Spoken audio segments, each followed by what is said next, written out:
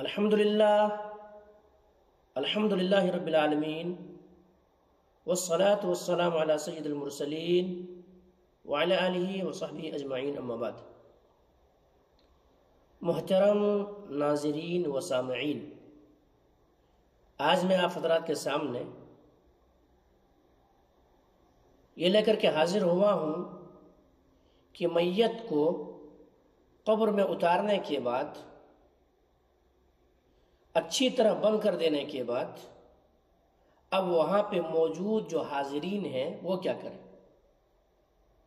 کیونکہ میں اس لیے یہ بتا رہا ہوں، الحمدللہ کئی جنازوں میں پہنچا اور تدفین تک وہیں پہ موجود رہا، لیکن بعض لوگ ایسے بھی ہوتے ہیں جو صرف قبرستان تک جاتے ہیں اور قبرستان تک جانے کے بعد واپس لوٹ آتے ہیں، یعنی مٹی وغیرہ نہیں ڈالتے اور ایک بہت بڑی فضیلت سے محروم ہو جاتے ہیں۔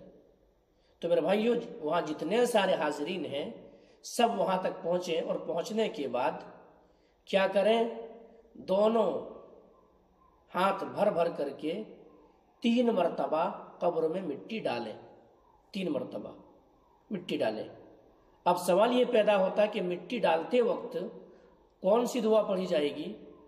تو اس تعلق سے کوئی دعا ثابت نہیں ہے، کوئی دعا ثابت نہیں ہے۔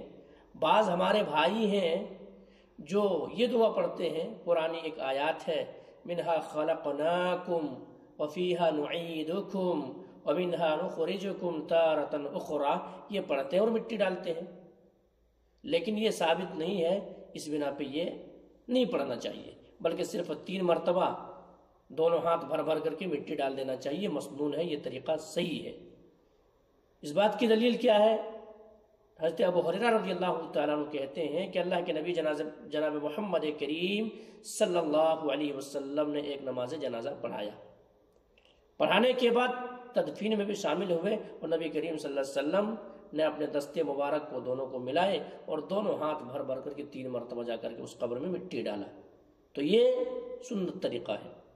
اب قبر میں مٹی ڈال دیا گیا، اس کے بعد قبر کو 1 بالشت اونچا کر دیا جائے، زیادہ نہیں، 1 بالشت اونچا کیا جائے، اس سے زیادہ نہیں کر سکتے، اور 1 بالشت اونچا کر دیا گیا۔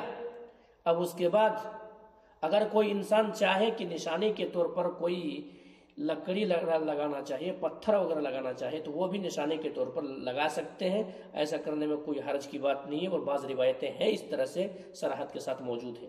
لیکن ہاں، بعض جگہوں پہ غلط فہمی یہ ہو گیا کہ نشانات کے طور پر ان کے مرنے والے شخص کے نام لکھ دیا جاتا ہے، مرنے کا ڈیٹ لکھ دیا جاتا ہے، قرآن آیات لکھ دیا جاتا ہے، تو ایسا کرنا یہ جائز نہیں ہے، یہ درست نہیں ہے، کیونکہ قبر میں لکھنے سے اللہ کے نبی جناب محمد کریم صلی اللہ علیہ وسلم نے منع کیا ہے۔ تو بس نشانی کے طور پر کوئی پتھر وغیرہ لگانا چاہے تو ایسا لگا سکتے۔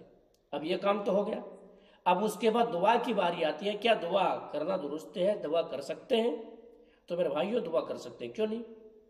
نبی کریم صلی اللہ علیہ وسلم دعا کرتے تھے، صحابہ کرام دعا کرتے تھے۔ بعض صحابہ کرام تو اپنے بیٹوں سے اس طرح سے بھی وصیت کر کے گئے، جبکہ میں مر جاؤں تو میری قبر میں اتنا دیر تک دعا کرنا، اتنا دیر تک دعا کرنا، جتنا دیر تک کہ ایک اونٹ کو ذبح کیا جائے، اور ذبح کرنے کے بعد جو تقسیم، گوشت وغیرہ تقسیم کرنے میں کتنا وقت لگتا ہے، اتنا دیر تک دعا کیا جائے، تو دعا کر سکتے ہیں۔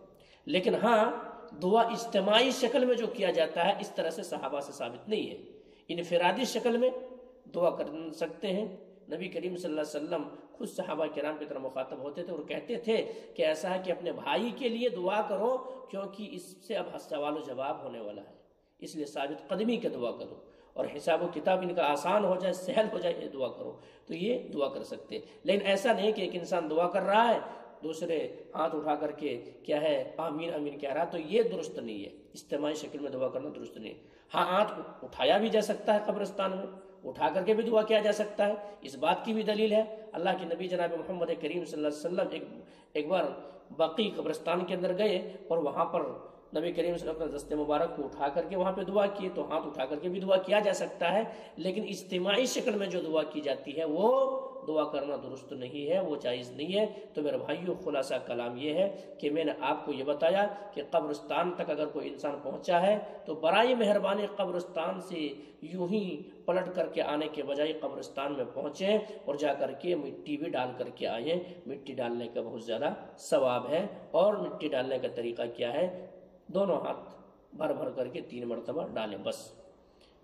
بہرحال یہیں سے اپنے بات کو ختم کرتا ہوں۔ اللہ تبارک و تعالیٰ سے دعا کرتا ہوں کہ مولا کریم جو بات کہی گئی ہے، سب سے پہلے تو ہم آپ کو تو ان باتوں کے اوپر اچھی سمجھ کی توفیق دے دے، اس کے بعد مولا کریم ہم تمام مسلمانوں کو جو مسنون طریقے ہیں، ان مسنون طریقے کو اپنا کر کے انہی احادیث کے اوپر عمل کرنے کی توفیق دے دے۔ تقبل یا رب العالمین، وآخر دعوانا